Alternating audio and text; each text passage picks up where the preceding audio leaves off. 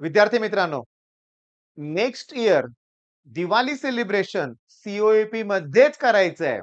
आपली मराठी भाषा आहे ना, याचा अर्थ वाक्याचा वेगळा-वेगळा निघतो बरं का. म्हणजे आपल्याला सी-ओ-ए-पी मध्ये जाऊन फटाकडे फोडायचे नाहीयेत. आपल्याला सी-ओ-ए-पी कॉलेज मिळवायचं आहे हे लक्षात घ्या आणि ते आपलं टार्गेट असणार आहे. आता वाक्याचा अर्थ कळाला का? सेलिब्रेशन आपण कुठेही जाऊन करू शकतोय रे, पण सी-ओ-ए-पी मध्ये ॲडमिशन घेऊन आपल्याला सेलिब्रेशन करायचं आहे. Next year. बरोबर आहे ना सांगा बघू? मग या वर्षीचं काय? या वर्षीच्या दिवाळीत आपण काय केलं पाहिजे? याचं प्लॅनिंग आपल्याला या व्हिडिओमध्ये करायचं आहे. अरे दिवाळी आहे. मी तुम्हाला सांगतो दिवाळीचा सण सेलिब्रेट करायचाच आहे लक्षात घ्या. तुम्हाला फटाकडे फोडायला आवडत असतील तर फटाकडे फोडा. नाही तर घरातली तुम्ही बरेचसे माहीत आहे आपण साफ करायची असते. बरेचसे कामं दिवाळीला आपण करतो. ते करायचे आहेत. नवीन कपडे, सेलिब्रेशन, मिठाई वाटा. करा सेलिब्रेट. पण मी तुम्हाला सांगतो होतंय काय?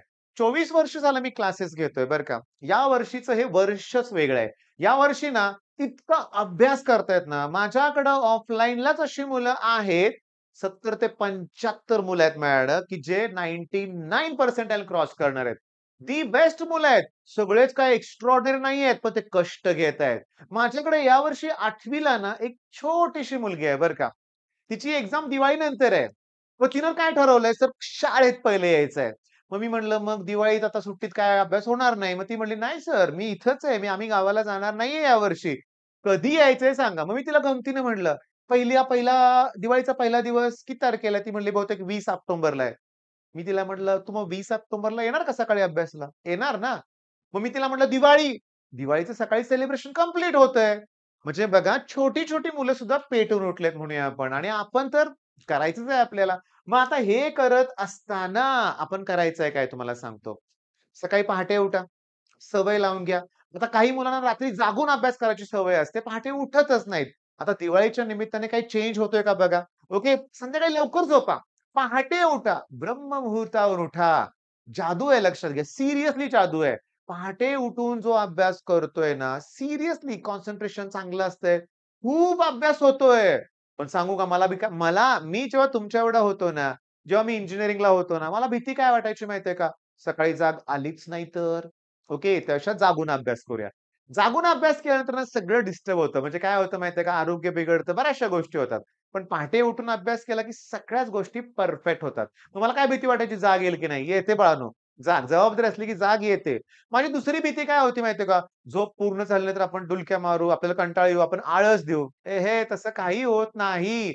बदल करून तर बघा.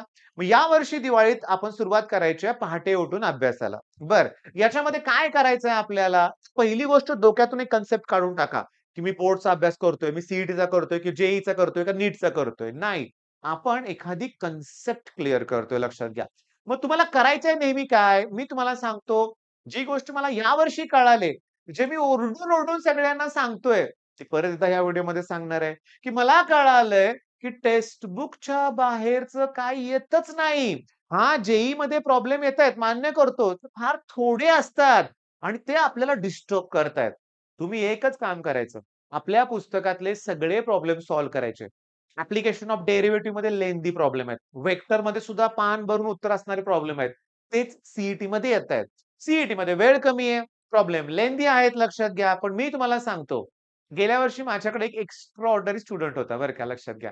खूप त्याचं आडनाव होतं बरं का आणि त्याला कुठलाही प्रॉब्लेम दिला ना, तो मला म्हणायचा, "सर मला सगळं उत्तर नको आहे. मला फक्त अप्रोच सांगा. मला काय करता येईल, कशी कन्सेप्ट वापरता येईल, थोडी हिंट द्या." तुमच्या लक्षात आहे मी काय सांगतोय ते? बघा, मग त्याला थोडी हिंट दिली की तो म्हणायचा, "बास तर आता मी ट्राय करून बघतोय." म्हणजे मला तुम्हाला या दिवाळीत तो बदल तुमच्याकडून हवा आहे. म्हणजे काय होतं, चुकतंय कुठं मी तुम्हाला सांगतो मुलांचं. पुस्तक सॉल्व्ह करतायत. ते टिपिकल तो प्रॉब्लेम सॉल्व्ह करतायत. अरे पण त्या प्रॉब्लेमवर सी-ई-टीमध्ये थोडासा ट्विस्ट येतो लक्षात घ्या. थोडासा ट्विस्ट येतो. म्हणजे पुस्तकात जर डी-वाय/डी-एक्सची व्हॅल्यू y/x प्रूव्ह करायला सांगितली असेल, तर सी-ई-टीत कदाचित थोडासा चेंज देतील ते. कशाने तरी मल्टिप्लाय करावं लागेल, कशाने तरी डिव्हाईड करावं लागेल आणि हा चेंज तुम्हाला आला पाहिजे. म्हणजे या दिवाळीत आपण टेक्स्ट बुकवर फोकस करणार, बरोबर? मी आहे ना, मी सांगतोय ना तुम्हाला. मला जेव्हा मी स्लाइड्स बनवल्या लाईव्ह लेक्चरसाठी, YouTubeवरच्या व्हिडिओसाठी, जेव्हा मी शोधतोय, मी पी-वाय-क्यूज बघतोय, मी पुस्तकातले न्यूमेरिकल बघतोय. ॲज इट इज जेव्हा मला दिसतायत, तेव्हा मला माझे डोळे उघडले. जनरली काय करतो आपण? पी-वाय-क्यूचं बुक बघत बसतो रे बाळांनो. तसं नाही. आता आपलं टेक्स्टबुक. मॅथ्सची काही भीती नाहीये, पुस्तकाच्या बाहेरचं काही येणार नाही. केमिस्ट्रीमध्ये मी तुम्हाला सांगतो, केमिस्ट्रीमध्ये पैकीच्या पैकी मार्क पडतात. लक्षात घ्या. पुस्तकातलं ॲज इट इज सगळं असतं. काही प्रॉब्लेम नाही. ड्राय सेलमध्ये लिकेज होऊ नये म्हणून काय वापरतात? शोधा की जरा. शोधा, शोधा. ड्राय सेलमध्ये एनोड कोण असतो? कॅथोड कोण असतो? केमिकल कुठलं यूज करतात? Dry sale. ड्राय सेलचा जो पत्रा असतो, कंटेनरचा पत्रा, त्यासाठी कुठलं मेटल वापरतात? अॅल्युमिनियम वापरत नाहीत रे बाळांनो, लक्षात घ्या. झिंक वापरतात. हे सगळे सीईटीतले प्रश्न आहेत. म्हणजे डायग्राम परफेक्ट केली की झालं ना. पण काय मी आहे ना, मी देतो तुम्हाला सगळे मी व्हिडिओ तुम्हाला प्रोव्हाईड करणार आहे, लक्षात घ्या. बरं, हे सगळं झालं ठीक आहे. फिजिक्सचं काय? भयानक सब्जेक्ट आहे तो. सांगतो, पूर्ण पेपर बघायचा. पूर्ण पेपर बघायचा फिजिक्सचा. एक पहिल्या प्रश्नापासून 50व्या प्रश्नापर्यंतचा. मी तुम्हाला सांगतो तुमचे फॉर्म्युले जरी परफेक्ट असतील ना, तर 50 पैकी 35 प्लस प्रश्न सुटलेच पाहिजेत. का नाही सुटत माहिती आहे का तुम्हाला?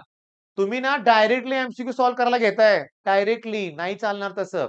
माझी स्ट्रॅटेजी फिक्स आहे. पहिला पुस्तकातले सॉल्व्हड प्रॉब्लेम, नंतर एक्सरसाइज मधला प्रॉब्लेम. हां, नंतर मग पी-वाय-क्यू. डायरेक्टली पी-वाय-क्यूला जंप करू नका आणि पूर्ण टॉपिक झाल्याशिवाय पी-वाय-क्यू करू नका बरं का.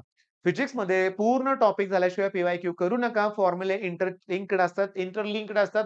हा फॉर्म्युला यात वापरायचा आहे, तो त्यात वापरायचा आहे. बोर्डसाठी काय असतं स्ट्रेट फॉरवर्ड क्वेशन असतो. सीईटीत मात्र कन्सेप्ट थोडीशी ट्विस्ट करून विचारतात. तरी पण 30-35 मार्क पडला काय हरकत नाही. 30-35 फिजिक्समध्ये 40-45 केमिस्ट्रीमध्ये इथंच 80 झाले आणि मॅथ्समध्ये 60 जरी पडले, तरी 99.78 पर्सेंटाइल पडतात. मग यात तुमची रँक दी बेस्ट येणार आहे, लक्षात घ्या आणि चांगलं कॉलेज मिळणारच आहे. पण मी तुम्हाला विचारतोय, माझा एक प्रश्न आहे तुम्हाला. कोणता प्रश्न आहे? मी तुम्हाला सांगतो. प्लेसमेंट रिलेटेड व्हिडिओ माझा जो अपलोड केलाय चॅनलवर तो तुम्ही बघितला का? ओके. मी तुम्हाला सांगतो मग प्लेसमेंट तुम्हाला जे करायचंय, तुम्हाला ड्रीम कॉलेजमधून ड्रीम प्लेसमेंट हवी आहे ना, मग यासाठी कोणत्या गोष्टी तुमच्यात पाहिजेत, तुम्ही तुमच्यात काय बदल केला पाहिजे, हे तुम्ही मला पहिला सांगायचं की आत्मसात करून घ्या. ओके. त्यामुळे मी तुम्हाला सांगतो त्याची जमलं तर लिंक मी डिस्क्रिप्शनमध्ये देईन किंवा तुम्ही चॅनलवरती शोधा. क्रायटेरिया फॉर प्लेसमेंट आणि त्याच्यावर काम करायला सुरुवात करायचीच आहे तुम्हाला इमिजिएटली लक्षात घ्या. मला फार आनंद होतो एका गोष्टीचा मी तुम्हाला सांगतो. मी एका स्टुडंटला भेटलो. बघा लास्ट इयरची गोष्ट सांगतोय मी. 4च दिवस वेळ होता सीईटीला आणि तो स्टुडंट त्याचे पालक मला भेटायला आले होते. त्याला बघितल्या-बघितल्या मला जाणीव झाली, की असं वाटलं, की हा एखादा आर्मीतला ऑफिसर आहे. 12th standard student. पण त्याचे जे कपडे, इन शर्ट, त्याचा शूज, बेल्ट, हेअर स्टाईल मला तर असं वाटलं, की त्याचं एनडीए सिलेक्शन झालेलंच आहे. दुर्दैवानं नाही झालं. निराश बिलकुल नाही. 4 दिवसात अभ्यास करून 85 टू 90 पर्सेंटाइल मिळाले. वन ऑफ द बेस्ट कॉलेजमध्ये त्यानं सिव्हिल ब्रांच घेतलेली आहे. पण त्याचं टार्गेट फिक्स आहे. आता नाही ना, फायनल इयरला.